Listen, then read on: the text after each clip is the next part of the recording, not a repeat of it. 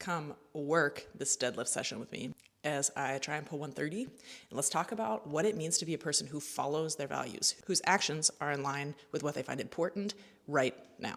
First of all, we need to talk about what is a value. Something that you value is a value. That means what's important to you personally. If you've never identified your values, I would start with asking yourself, how do you want to show up in the world? What is important that you show the world? How are they supposed to see you? But most importantly, how do you want to deal with the world? Who do I want to be in great situations on the best day of my life and in the worst situations on the worst day of my life? Mine personally transfer from my life to sport. They're not different sets of values. Courage, authenticity, empathy, openness to results, giving my best all the time.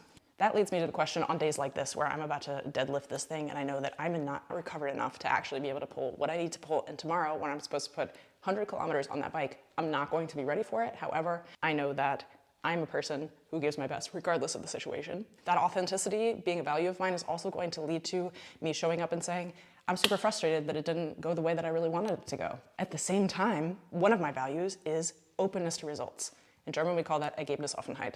It means I don't hold fast to results. I hold on to the process and let the process lead me. In situations like this, where I'm incredibly sore, and I know it's not going to be amazing, I hold it with an open hand. Whatever this result is, I'm going to make sure that the process is correct, and I'm gonna give my best. I'm gonna do it with everything that I got in me, and whatever comes will then come. At the same time, sometimes I've known to surprise myself.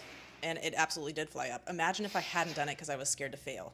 That's the point of having values, because then we can ask ourselves, how does a person with courage and ambition deal with exercises that they really hate? Deal with a situation where the dumbbells don't fit together and you can't really do this exercise well, and yet it's in the plan. Do you do it or do you leave it? What does a person who does their best in every situation do when the weight is actually too heavy, although taking the weight off would feel like an absolute slap in the face and it's really hitting your ego? What do you do when you're wiped and you really don't want to do that last set? You should probably do that last set to the best of your ability if that's what your values tell you, or you should stop if that's what your values tell you. Allow your values and who you are and who you want to be to guide your behavior and the decisions that you make in training and competition and the rest of your life, and then flex on them.